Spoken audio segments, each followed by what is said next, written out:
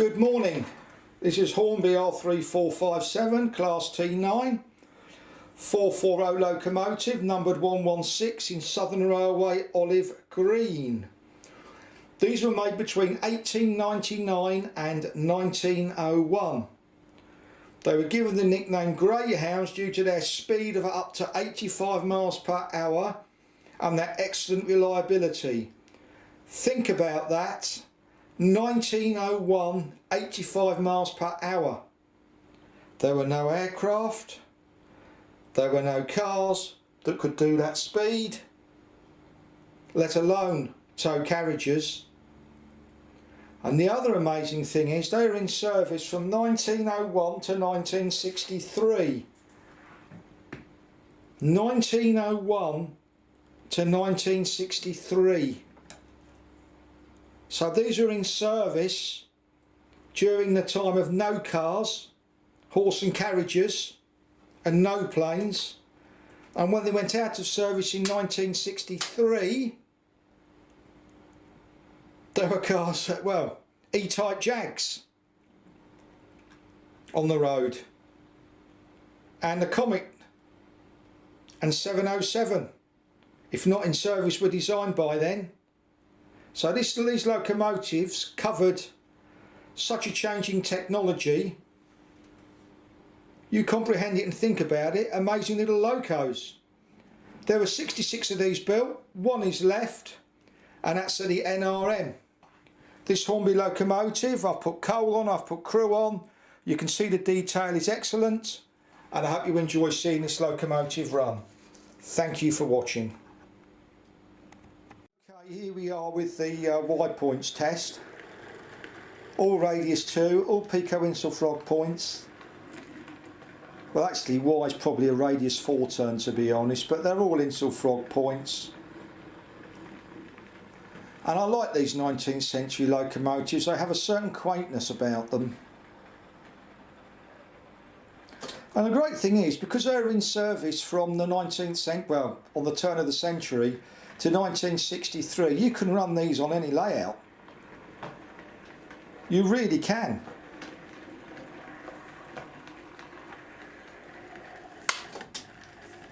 And here we are going around the corner.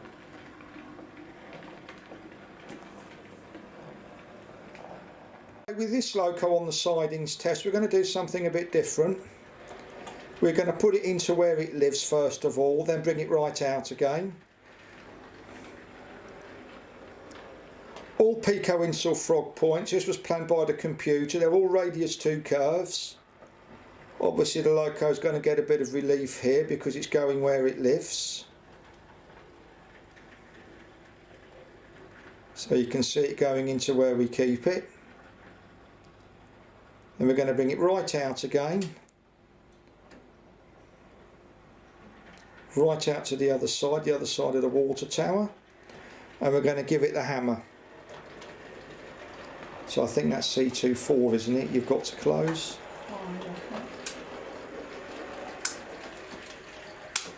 No, C23.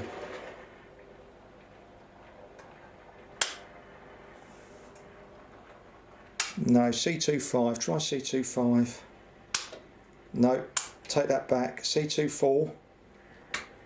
That's it. And bring the loco back. Bit of confusion with the points there. We don't use them very often in this situation, but we're showing how it is. This isn't supposed to be TV Oscar perfect cut. We're showing it in real life. Right, all radius 2 curve points now, all the way around.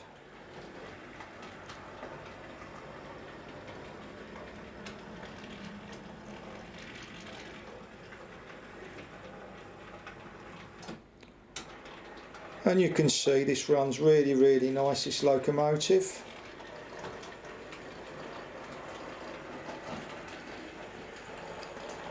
It has got pickups in the tender and it is DCC ready.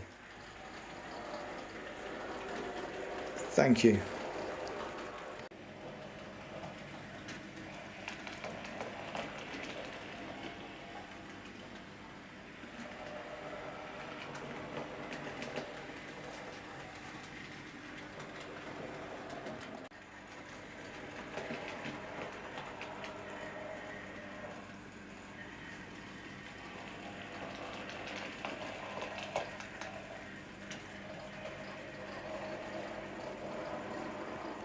And here comes the Greyhound.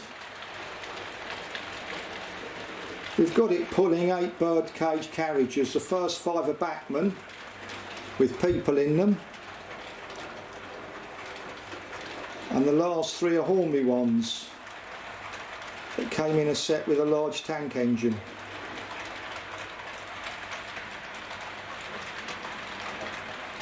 And you can see this loco has no problems whatsoever, and we're running it nice and slowly at a sensible speed.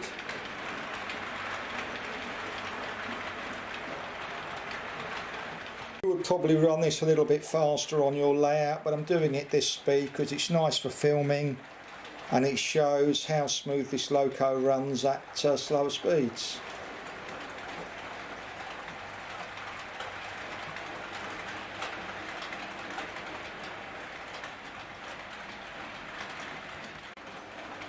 Here we are approaching the points crossover, and these are streamlined points.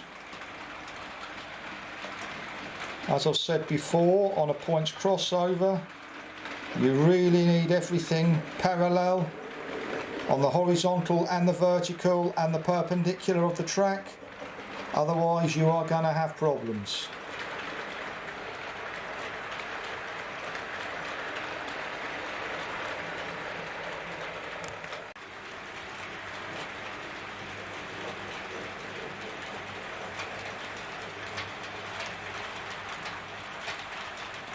The thought of seeing this in 1900 must have been like seeing a spaceship. Amazing.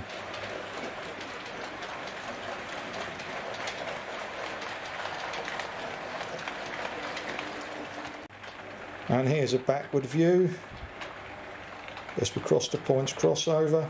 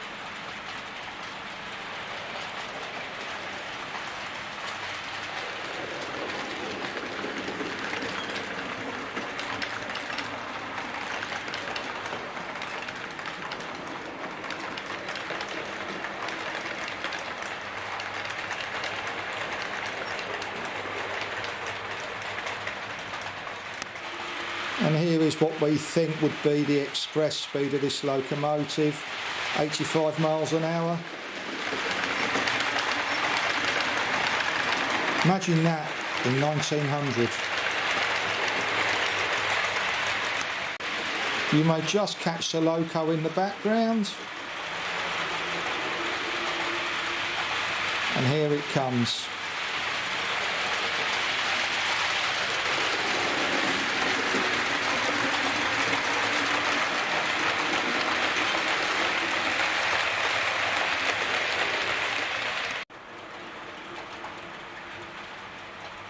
And here we are at model railway speed.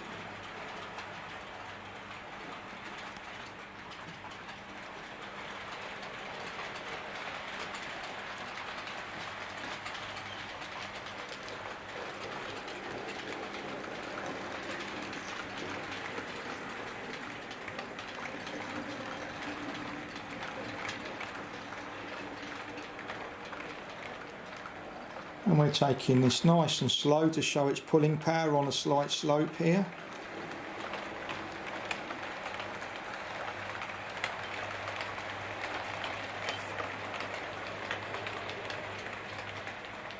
Okay, here's the worst part of my track. That's a radius 2 curved onto the radius 2 of a curved point. And you can see it runs really, really nice.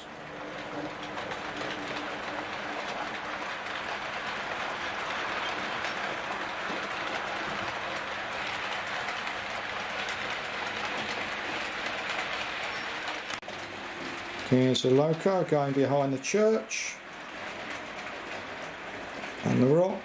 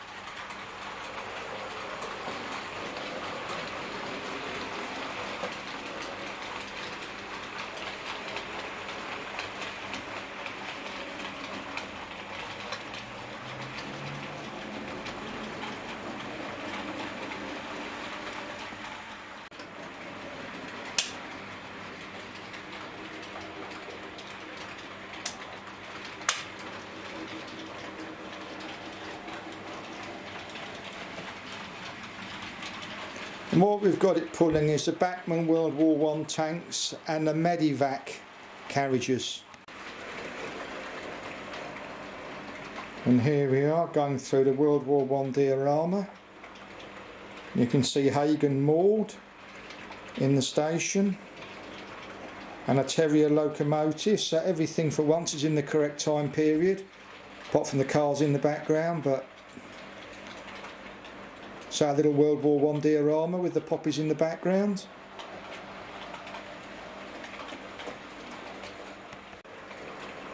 There's a closer shot of the diorama.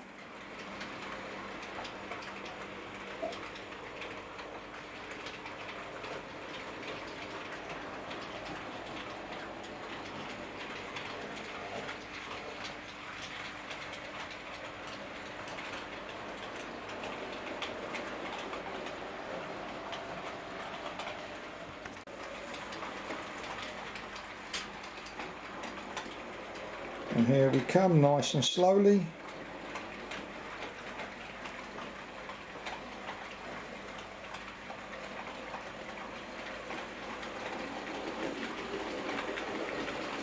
This really is a lovely locomotive to run. And if you've got locos like this, you can change your aspect and what you do with your model railway. Okay, here's the worst part of my track. Radius 2 curve point onto a radius 2, and let's see how we do. I'm not even sure the wagons will do it. I've taken the steps off the tank wagons, but that is tight. I can see it's tight on the wagons, but let's see what happens. Jackpot. Easy. And here's a nice panorama. The locomotive, you should just see it coming around the back. Well, I hope you can. And here we go.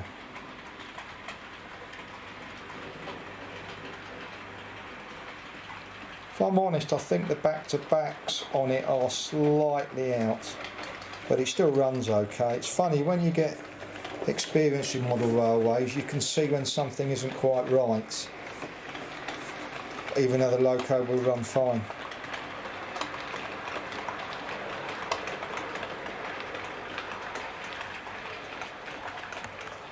And here we are, with a nice panorama view.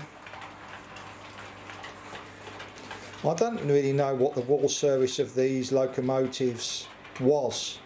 However, it must have been fairly substantial because they were fast, powerful trains back in the day and very, very reliable.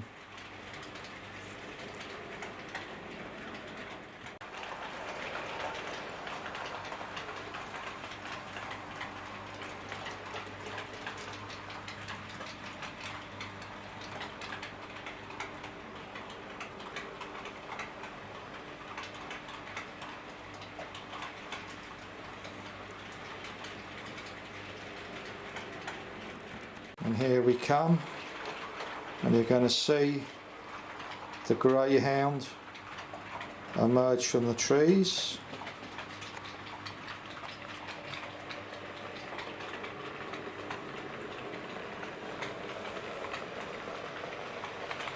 With its 2 tanks and the Medi train.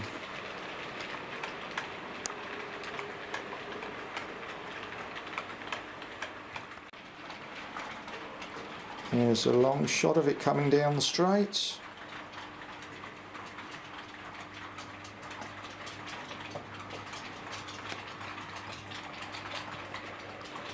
We would run it a little bit faster if we were just running it round ourselves, but for filming I think it's nice for showing the detail when it's meandering round.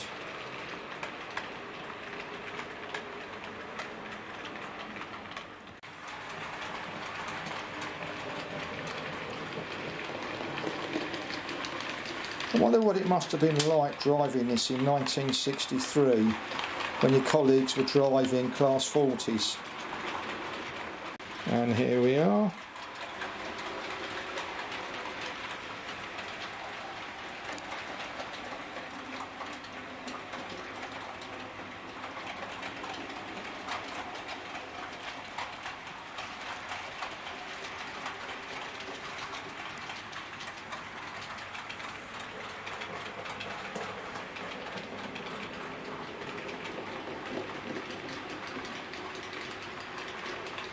Stop. I'm going to put it away in its siding. It does have traction tyres on it which do work really well, but you can't see them. But it really is a lovely loco, and we've had a lot of fun running it. Thank you for watching, and I hope you've enjoyed the video. Okay, we're now going to bring in the 060 tank engine, the saddle tank, as that lives in front of the Greyhound. Again, thank you very much for watching. Thank you.